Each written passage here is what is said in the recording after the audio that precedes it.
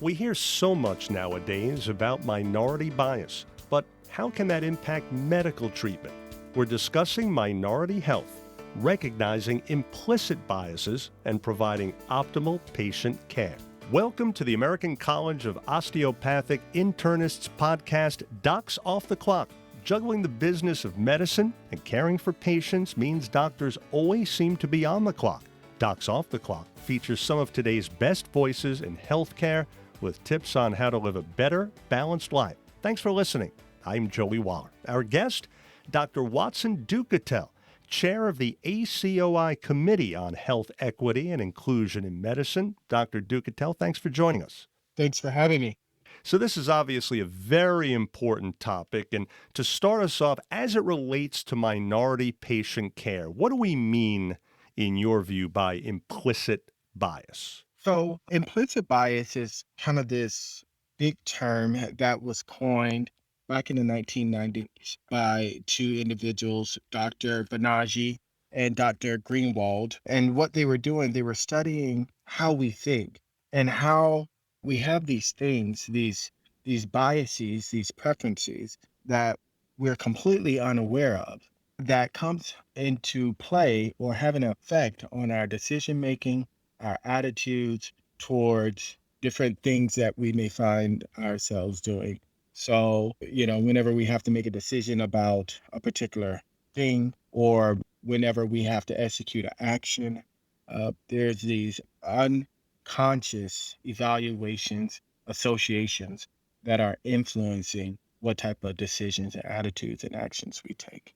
So that's what we mean by implicit biases. Gotcha. So what would be a couple of good examples of that? So a good example would be, and I like to tell this story, and I'll try to make it quick. Father and son are coming home and they're driving, and on their way home, they unfortunately get into a very bad car accident.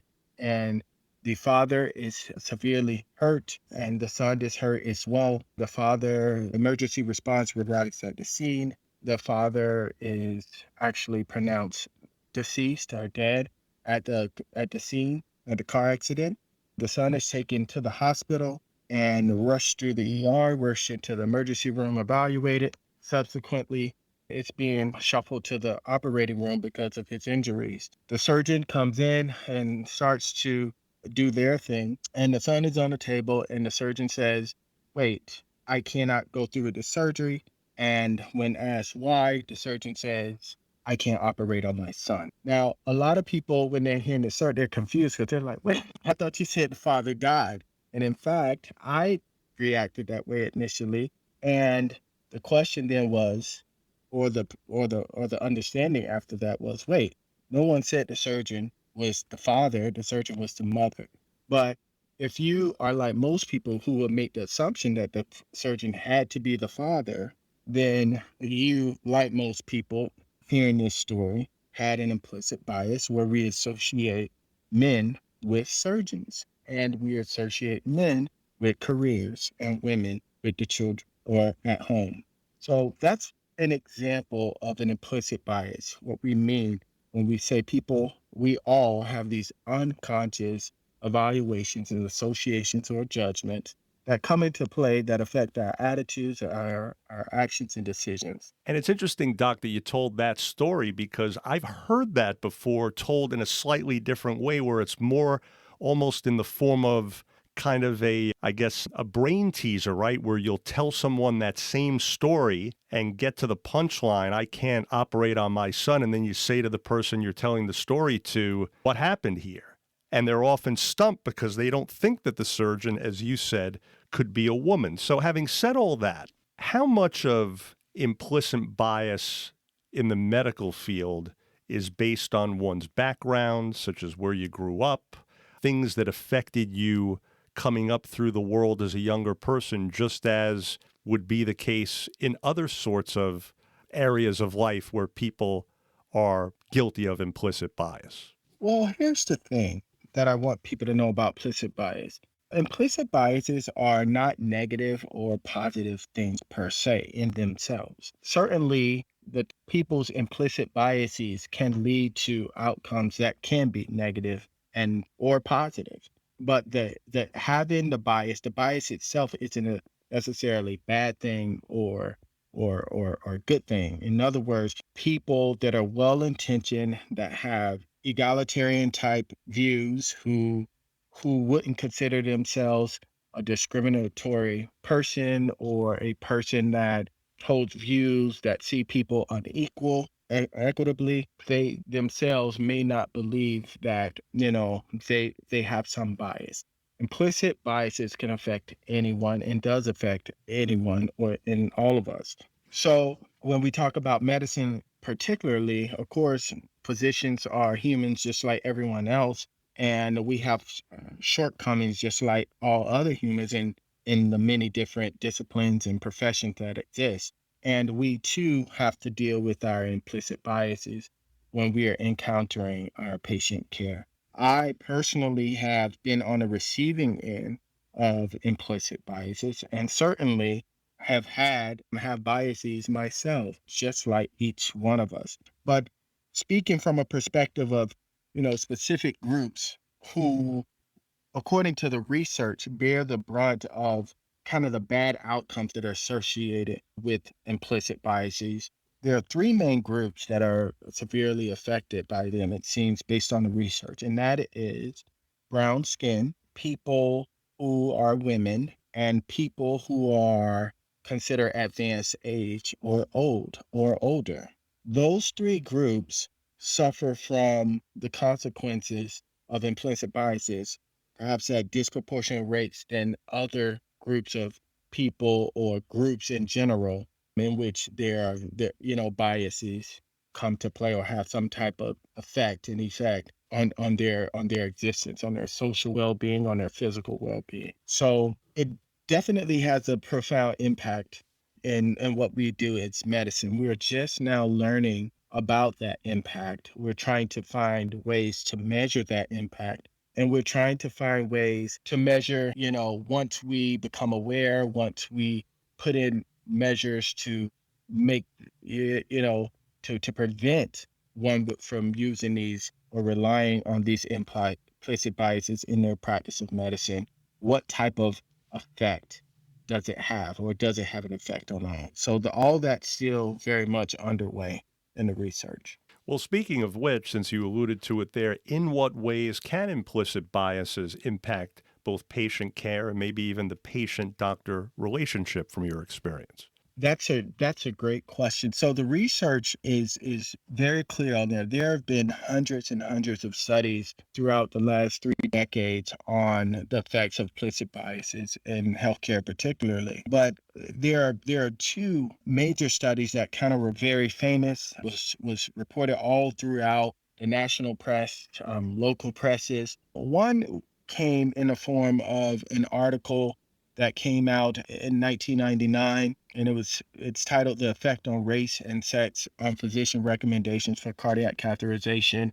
And what this said is that basically, when they looked at men and women, and they looked at who were around the same age but had different skin tones, the recommendations were different for going on and having these cardiac procedures. And they concluded that this was likely due to implicit biases based off the way they designed the study. And when this article came out, it was highly controversial because it was the first big article to suggest that doctors were treating people differently based off the way they looked. And of course, most doctors that I know at least pride themselves on treating everyone fairly. So this was a shock to the system. So that was the first article. And then after that, Congress actually commissioned a committee to understand and eliminate racial and ethnic disparities in healthcare in the early 2000s. And as a consequence of that, what came out of that was a report called Unequal Treatment. And that report detailed disproportionate outcomes in health and in clinical outcomes when it came to certain groups of Americans. And those groups were, if you are, again, part of Americans who are a brown or dark skin tone, or you are, women, or other factors. You suffer from other factors like low unemployment, low income, so low education levels, low food, low access to healthcare.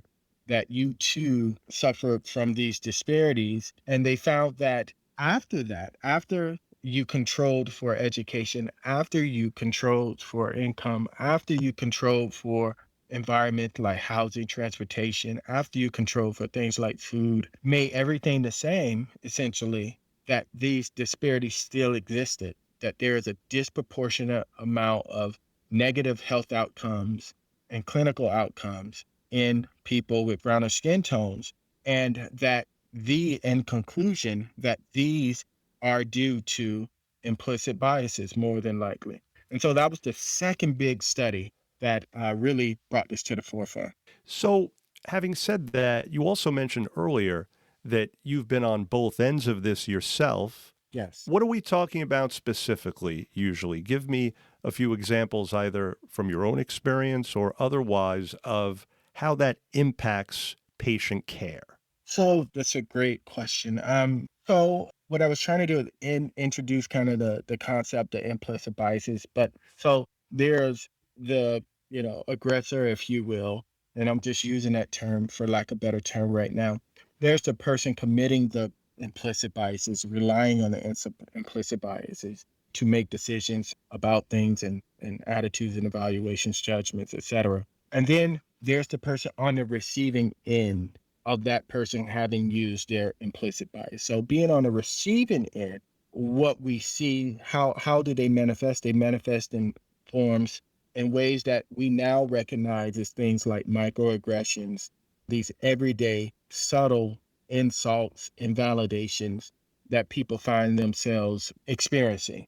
And so one way that I've experienced those things, I remember being in medical school, and after the grades came out, one of the professors pulled me aside and said, "Oh my God, you did a lot better than we would ever expect from someone of your background." I didn't know how to take that. I was insulted because I wasn't sure what they meant about background. I remember being in high school and expressing to my guidance counselor what I wanted to do for a future profession. And she said, "You sure you want to do that? That's really hard. Why not consider something else?" I wasn't that I felt some type of way, because of that. And till this day, these are things that you still think about and you wonder what was the intent of the person. But learning about something about implicit biases, it tells you that person may not have meant any harm. They may have not had any intention on causing this type of concern that's still present with me, what, 20 past 20 plus years later. They may not have been aware of that. But the fact that it did happen and the fact that it had such effect on me that I still remember these things 20 something years ago tells you the importance on the receiving end and the unconscious effort or implicit biases that happen and people have no idea about them. It's like if you're Asian, oh, you must be good at math. That's one that Asians experience. Or, if you're a brown skinned woman, oh, this whole thing about, the angry black woman. Or if you're a brown skinned male walking down the street with athletic clothes on, you must be an athlete. Or if you have access to some type of, pricey high-end car, you must be a football player or something else. So those are the types of things that we handle. So it manifests itself in things that we now recognize as microaggressions and the classic mental shortcut pictures of, kind of kind of creating these images in our mind, stereotyping. Such stereotypes, as you just described, of course, are going to be very insulting even years later, as you said. How about when someone's life could be on the line, or at the very least, their immediate health? What would be an example of implicit bias affecting a patient that is under someone's care? This is a great, great, great question. And so an example would be, as reported in that study. Well, let me go back. There's another study, a famous study that occurred. where it was assessing racial bias in pain assessment and treatment recommendations and false beliefs about biological differences between blacks and whites. That was the name of the study. Essentially, what they were looking for is they were looking to see what were people attitudes and opinions about the biological difference and how that relate to pain management. And I'll give you an example of some of the things that they looked at. So that they asked these doctors in training particularly. One was, do blacks age more slowly than whites? And many said yes. Do blacks nerve endings, are they less sensitive than whites? And many said yes. One question was, do whites have larger brains? And there were many people, who believe that. Do whites have a better sense of hearing compared to blacks? There are many people who believe that. Are black skin thicker than whites? Many people believe that. And so these are examples of the types of beliefs that physicians themselves, things that physicians themselves believe. And most of these beliefs and understanding, some of which have been taught in medical school and perhaps continue to be taught in medical school, have their etiology in the medicine of the antebellum period of American society. So we're talking, the 18th century, in the 19th century. This is where this comes from, but it's still very much present with us today, taking the shape of perspectives that are held by younger physicians, in this case, in this study, in training. Now, none of these questions are actually true in biological sense, but because these physicians believe such things, it changed, at least in this study, the way they manage people's pain. And so there's this common myth that brown skinned folks, don't feel pain the same way. And so we've seen study after study it be documented that if you're brown skinned and you need pain management, you're less likely to be managed appropriately than someone who does not look like you. Kidney disease is another one where, because of your skin color, it's perceived that your kidneys are, work better or filter your blood better than people with pale skin. And therefore, even though your clinical evaluation may suggest that your kidneys are really sick, because of that, you're assumed to be in this group that ends with the conclusion that your kidneys work better, and therefore you won't be referred to more advanced type of kidney care. And so what happens, we will catch your kidney disease at a later state when there's very little options than perhaps we could have offered you if we would have made the same type of assumptions that we would if you were considered quote unquote white or with lighter skin. So we see these things happen in medicine all the time. And it's just not in a clinical sense. Studies have also been done to show that even in selecting who's going to become doctors, there's implicit biases at play. Even when selecting who's going to be physician leaders, there's implicit biases at play. So we find one study where residents were way more comfortable with selecting men than they were women for leaders among themselves when it came to their training. So these are some of the examples I think that you're asking for. So scary information there, to say the least.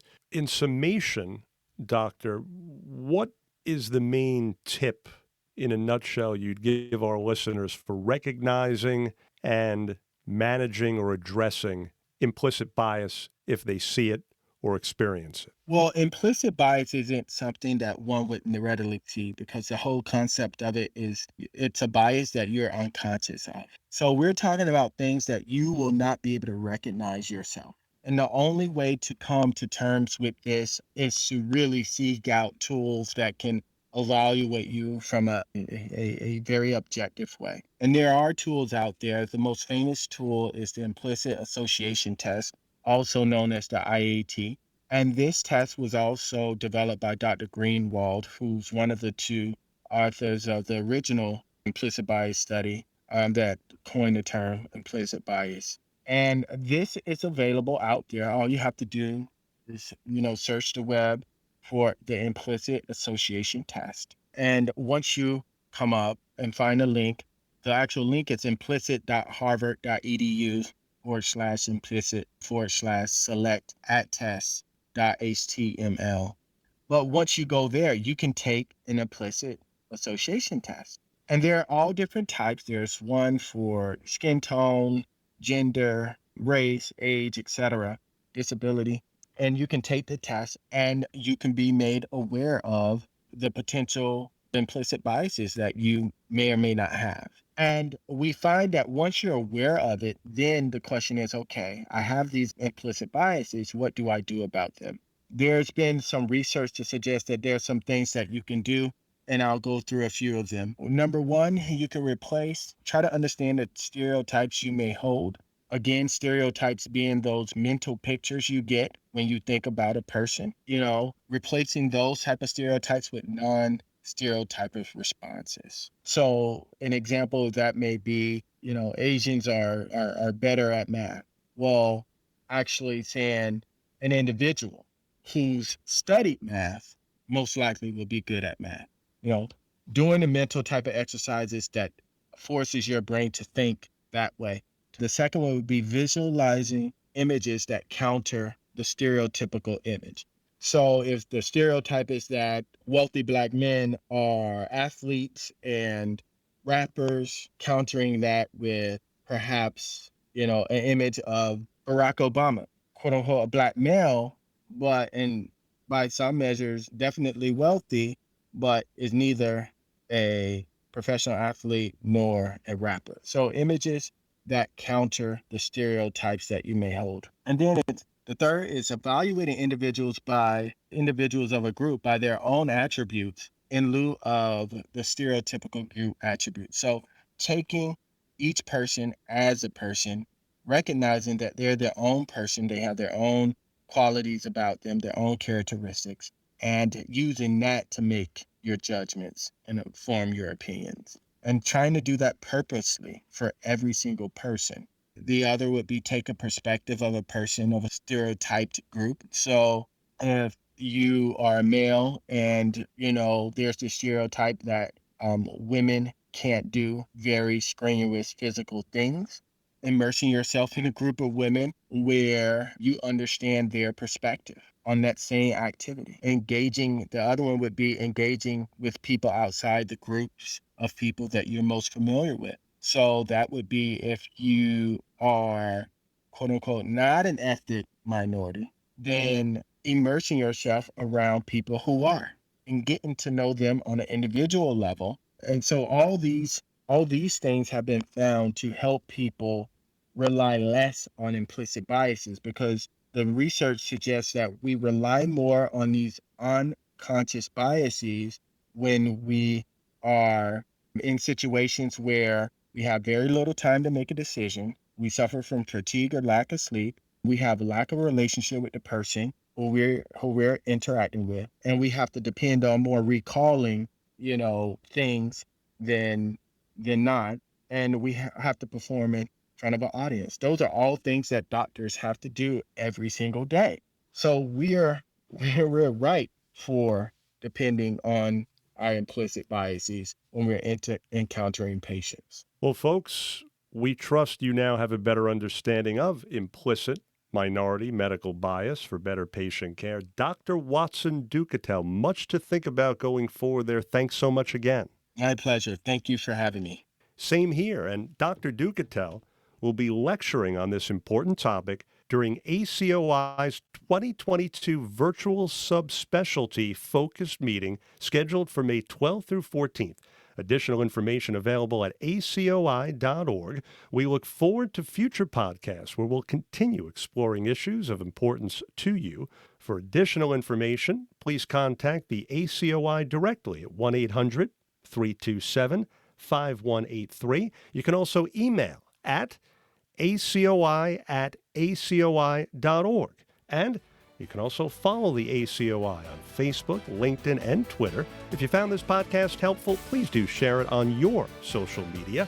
And thanks for listening to Docs Off the Clock, a podcast sponsored by the American College of Osteopathic Internists, hoping your health is good health. I'm Joey Wald.